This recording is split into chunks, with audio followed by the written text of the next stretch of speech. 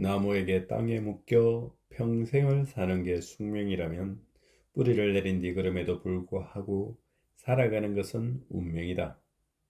나는 뒤에서 날아오는 돌은 숙명이고 앞에서 날아오는 돌은 운명이라고 생각한다. 뒤에서 날아오는 돌은 우연이 아니고서는 피할 수 없다. 그와 마찬가지로 숙명은 타고난 본성과 관련된 것이기에 바꿀래야 바꿀 수가 없다. 그러나 이와는 달리 살아가면서 맞닥뜨리는 운명은 개인의 의지로 바꿀 수 있다. 앞에서 날아오는 돌은 피하듯 말이다. 나무의 숙명과 운명의 삶 속에 넉넉함이 있습니다.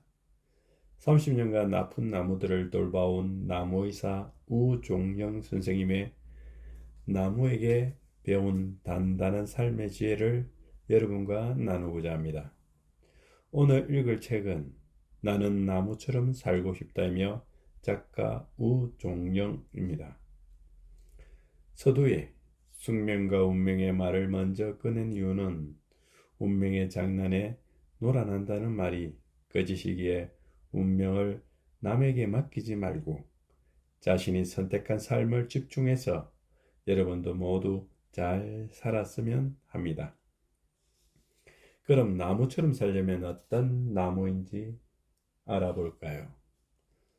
주목나무, 살아 천년, 죽어 천년, 썩어 천년, 합하여 3천년을 이어간다. 주목나무는 얼마나 줄기가 붉었으면 그 이름까지도 붉을 줄을 써서 주목이라 했을까?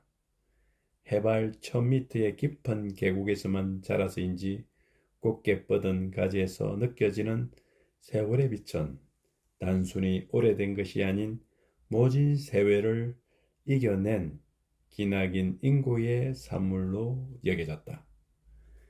이 팜나무, 사실 지금이야 추억이라 말하지만 어린 나이에 배고픔은 무척이나 참기 어려운 고통이었다. 하얀 쌀밥 한 그릇 먹으면 원이 없겠다던 그 시절, 애 어른 할 것 없이 매해 봄이 오면 기도하는 심정으로 한 해 농사를 점쳐보곤 했다. 그때 사람들을 불러 모으던 나무가 바로 이 팜나무다. 이 나무는 무리지어 피는 꽃 모양새가 꼭 밥 공기에 수북히 담겨있는 쌀밥을 닮아서 예전에는 이 밥나무라고 불렀단다. 멀리서 보면 하얀 밥 덩어리들이 주렁주렁 매달려 있는 것 같다고 할까. 소나무, 태백에서 제천에서 이르는 길이 소나무를 본 적이 있는지, 산등성이에서 자리 잡고 있는 그 소나무들은 꿋꿋이 서 있다. 소나무 한 그루 한 그루마다 얼마나 많은 시련을 견디왔는지 그 흔적을 고스란히 간직하고 있다. 대부분의 나무가지가 거센 바람에 맞서느라 휘어져 있으며 어떤 나무는 뿌리가 허옇게 드러나 있기도 하다. 그러면서도 한결같이 소나무만의 푸르름을 만큼은 고이 간직하고 있다.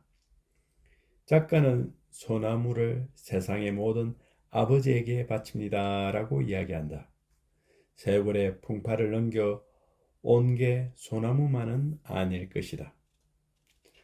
아카시 나무. 어릴 적 아카시아 나무 가지를 잡아들고 친구들과 가위바위보를 하며 나뭇잎 떼기 기억에 눈에 선하다. 우리가 흔히 아카시아라고 알고 있는 나무의 진짜 이름을 아카시이다. 진짜 아카시아 나무는 열대 지방에서만 자라는 나무로 생김새가 아카시와 전혀 다르다. 아카시 나무를 잘 아는 사람들은 대부분 그 나무를 좋아하지 않는다. 그 끈질김에 정나미에 떨어진다나 그도 그럴 것이 아무리 뽑아내도 없어지기는커녕 묘자리까지 뻗어가는 집요함 때문에 누가 곱게 보겠는가. 게다가 아카시 나무는 스스로 독성을 뿜어 주위 풀들을 자라지 못하게 만든다. 자라면서 워낙 많은 양분을 필요로 하는 탓에 경쟁 상대가 될 만한 나무 씨부터 말려 죽이는 것이다. 워낙 성장이 빠른 탓에 1960년대는 황폐화된 산을 빨리 녹화할 목적으로 아카시 나무를 심기도 했는데 그 잔재가 서울 곳곳에 남아있다. 나중에 아무리 베어내도 계속 줄기를 올리자 연료림으로 사용했다고 한다. 우리나라에서 자라는 아카시 나무엔 유독 가시가 많은데 그것은 하도 많은 사람들에게 구박을 받다 보니 자기 방어책으로 만든 결과물이란다. 자작나무. 물에 젖은 채로도 불에 넣으면 자작자작하며 다 들어간다는 자작나무. 하얀 숲이가 너무나 아름다워 옛날 우리 조상들이 무척 귀엽게 여겼지만 워낙 추운 곳에서만 자라는 탓에 우리나라에서는 그동안 좀처럼 볼 수 없었다. 예로부터 내려오는 자작나무에 관한 전설 하나. 자작나무의 하얀 수피를 조심스럽게 벗겨 내 그 위에 때묻지 않은 연정의 편지를 써서 보내면 사랑이 이루어진단다. 이루지 못할 사랑일수록 자작나무로 만든 편지가 힘을 발휘한다나? 겉보기와 달리 자작나무의 수피는 살을 내는 듯한 강추위에 어떻게 견뎌낼까 싶을 정도로 무척 연하고 부드럽다. 추위를 잘 견디기 위해 수피 밑에 지방을 잔뜩 비축해 놓다 보니 그리 된 것인데 그 덕분인지 자작나무는 오래전부터 사랑의 매개체 역할을 해왔다. 동백나무. 겨울에도 짙푸른 잎을 달고 있는 상록의 동백나무. 더구나 그 꽃은 한기가 채 가시기도 전에 붉게 피어나 한겨울의 매솜을 무색게 한다. 남쪽의 섬에서는 1월이면 벌써 동백꽃이 한창이다. 한겨울 설경 위에 5장 꽃잎으로 단아하게 단장한 동백꽃을 본 적이 있는지 절개를 지킨 여인네가 죽어 동백꽃이 되었다는 전설이 있던데 딱 맞는 말이지 싶다. 한겨울 붉은 꽃으로 보는 이를 숙연하게 만드는 동백꽃. 그 꽃은 꽃잎 하나 시들지 않은 채 꽃송이 그대로 툭 떨어져 생을 마감한다. 한치의 미련 없이 그렇게 생을 마감하는 모습을 보고 있노라면 왜 그를 순교자에 비유했는지 고개가 끄덕여진다. 조팝나무. 가지에 다닥다닥 붙은 흰 꽃이 꼭 튀겨놓은 좁쌀 같던 조팝나무. 5월의 조팝나무가 유독 눈에 띄는 것은 오히려 그 꽃이 아무것도 섞이지 않은 순백 그 자체이기 때문이다. 한창 꽃이 만발할 때의 조팝나무를 보면 가지에 붙은 하얀 꽃잎이 마치 한겨울의 눈꽃을 보는 것 같다. 그래서 원예가들 사이에서는 설유화라는 별칭으로 더 많이 알려져 있다. 조팝나무 역시 참 얄궂은 생명력을 지녔다. 한번 뿌리를 내리면 어찌나 질기게 살아나는지 아무리 뽑아도 없어지지 않는 끈질긴 조팝나무처럼 어차피 지울 수 없는 가구라면 애써 떨쳐내려 하지 말고 과거를 있는 그대로 받아들일 수 있을 때 오히려 편안함을 되찾고 풀리지 않던 생의 매듭으로부터 자유로워질 수 있지 않을까. 너티나무. 너티나무는 어릴 적 놀이터이며 커다란 구멍이 많아서 누가 뚫어놨을까 하고 생각하곤 했다. 나중에 알게 되었지만 너티나무는 속이 잘 썩는 나무라. 가지가 부러지거나 하늘소 같은 벌레가 들어가 작은 구멍이 생기면 걷잡을 수 없이 썩기 시작해 결국엔 속이 텅 비어버린다. 그래도 신기한 것은 전혀 끄떡도 않고 그 육중한 무게를 버텨낸다는 점이다.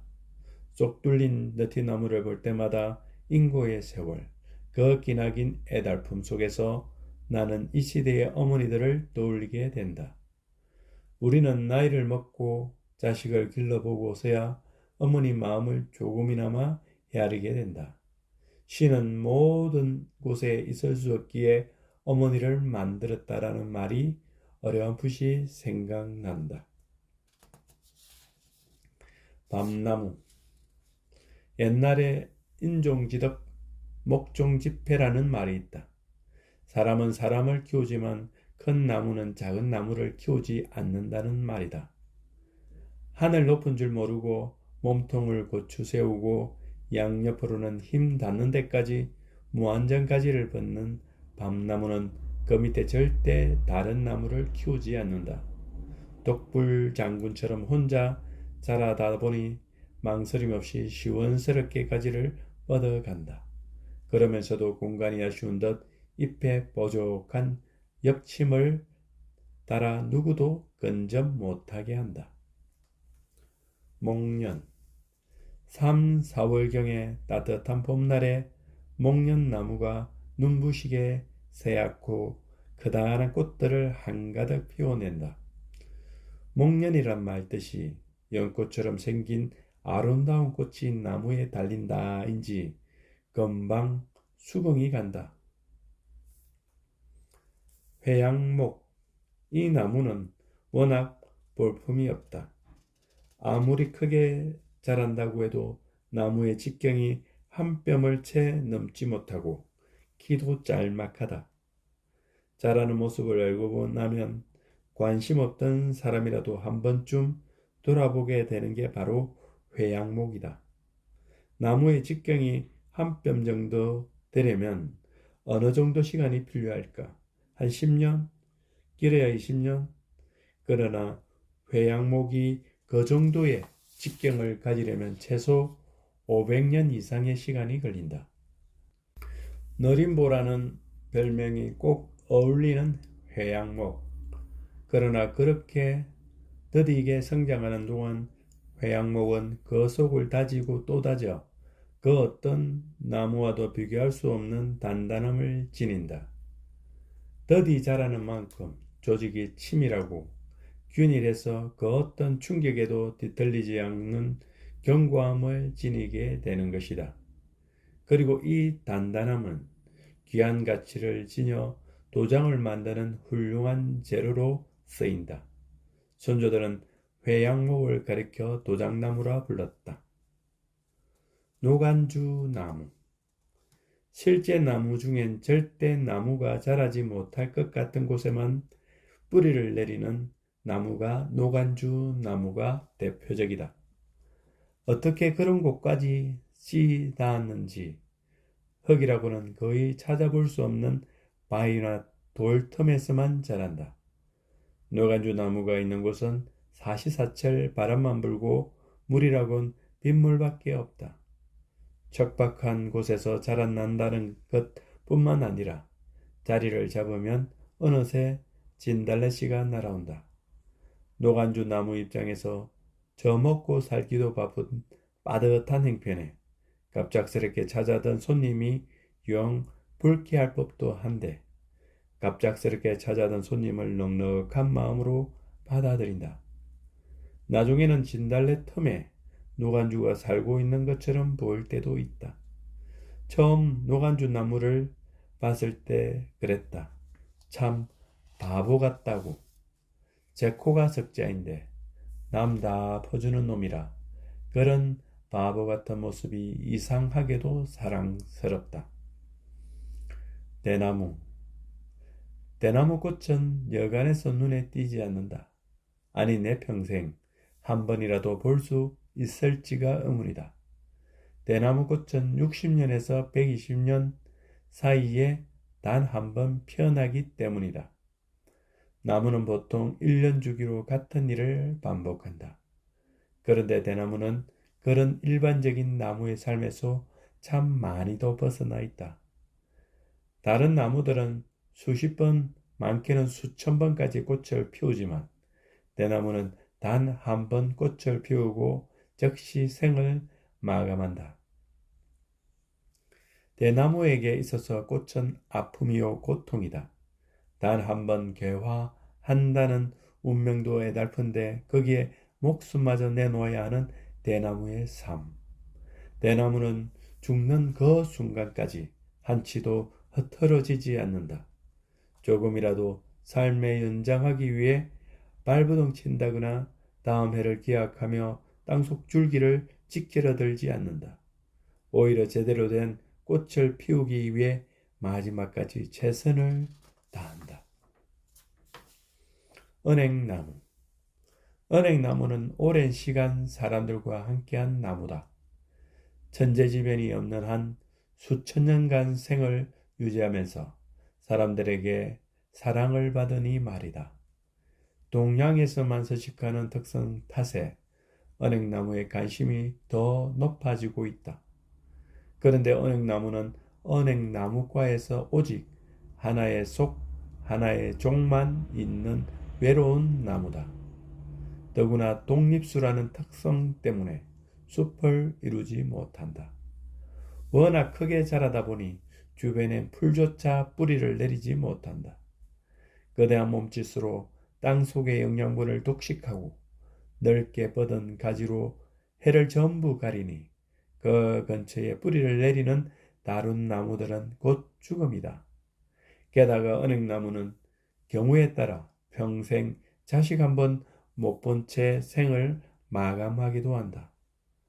은행나무는 암나무와 수나무가 따로 있어 암꽃은 근처에 있는 수나무가 꽃가루를 날려보내야만 자손을 볼 수 있다. 만일 근처에 수나무가 없다면 100년이고 1000년이고 수중 한번 못 해본 채 살아야 한다. 뿐만 아니라 은행나무는 병충해로부터 자신을 보호하기 위해 스스로 독을 만든다. 우리가 혈액순환제로 알고 있는 진코민, 일종의 독이다. 살기 위해 자구책으로 만든 독이 결과적으로 주위의 모든 생명체를 물리치는 결과를 초래한다. 누구에게나 사랑받으면서 오래오래 사는 은행나무. 뒷면에는 외로움이라는 큰 대가가 따른다. 전나무. 전나무의 가장 큰 특징은 고dom에 있다. 주변 환경이 어떻든 절대 굽어 자라지 않고 하나의 줄기로 위로만 뻗는다. 이렇다 줄기가 하나의 줄기로 곱게 자라는 특징을 일지라고 한다. 그런데 전나무 숲의 나무들은 그렇게 위로만 곱게 자라면서도 절대 흔들리거나 부러지는 예가 없다.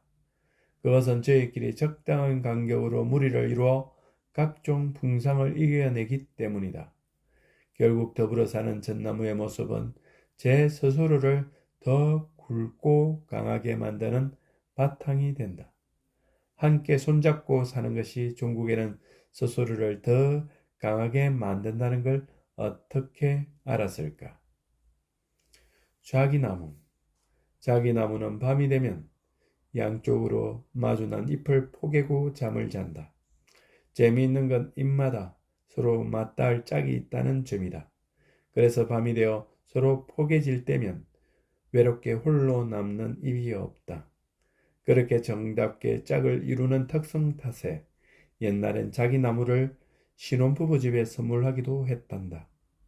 사람들은 봉황의 기처럼 화려한 꽃에 후한 점수를 주지만 나는 너 또한 서로 떨어져 있다가 해가 지기 무섭게 제 짝을 찾아 정답게 마주하는 잎의 생리가 더 귀엽고 예쁘다. 회화나무. 어느 시에서는 회화나무를 가리켜 바람도 품에 안는 장엄한 포용으로 풍성한 그늘을 내린다고 했다. 예로부터 회화나무는 충절을 지키는 공신, 선비의 풍모에 비유되어 왔다. 특히나 양반집에서는 회화나무를 심어야 큰 인물이 많이 나온다고 해서 을에 마당 한켠에 회화나무를 심었다. 또한 궁궐에도 회화나무를 즐겨 심었다는데 조정을 지키는 대신들로 하여금 회화나무 같은 품성으로 나라 일을 보라는 의미가 아니었는지. 열리지. 서로 가까이 있는 두 나무가 자라면서 하나로 합쳐지는 현상을 열리라고 부르는데, 두 나무의 뿌리가 이어지면 열리건, 서로의 줄기가 이어지면 열리목, 두 나무 가지가 서로 이어지면 열리지라고 일컫는다. 열리지 현상이 일어나면 처음에는 그저 가지끼리 맞닿아 있는 것처럼 보이지만 종국에는 맞닿은 자리가 붙어 하나로 변한다. 열리목은 가끔 볼 수 있지만 가지가 붙은 열리지는 매우 희귀하다. 그리고 한번 열리지가 된 가지는 두 번 다시 떨어지지 않는다는 것이다. 서로 싸워 적자생존의 법칙에 살아가기도 하지만 나무란 놈은 현명하게 그렇게 되기 전에 대부분 의기투합한다. 한쪽이 병들어 죽기 전에 서로부터 한 몸이 되면 혼자였을 때보다 훨씬 더 거대한 나무로 자라난다. 전화위복이라고 할까? 열리지 현상은 참 신기한 것은 그럼에도 불구하고 합쳐지기 전에 성격과 기질을 고스란히 간직하고 있다는 점이다. 그래서 흰 꽃을 피우던 가지는 흰 꽃이, 붉은 꽃을 피우던 가지는 붉은 꽃이 그대로 피어난다. 난을 키워본 사람들은 키우기가 어려운 대표적인 식물이다. 아무리 좋은 비료를 주고 매일같이 신경을 써도 곧잘 죽어버린다. 그러나 알고 보면 난을 병들게 만드는 것은 지나친 손길이다. 사람 손끝에는 미세한 염분기가 있는데 그 손으로 입을 자꾸 만지면 난이 스트레스를 받아 제대로 자라지 못하는 것이다. 이런 사실을 모르는 사람들은 아끼던 난이 조금이라도 이상하면 평소보다 잎을 더 만지며 호들갑을 뜬다. 결국 잘못된 사랑 표현이 난을 죽이는 것이다. 감사합니다.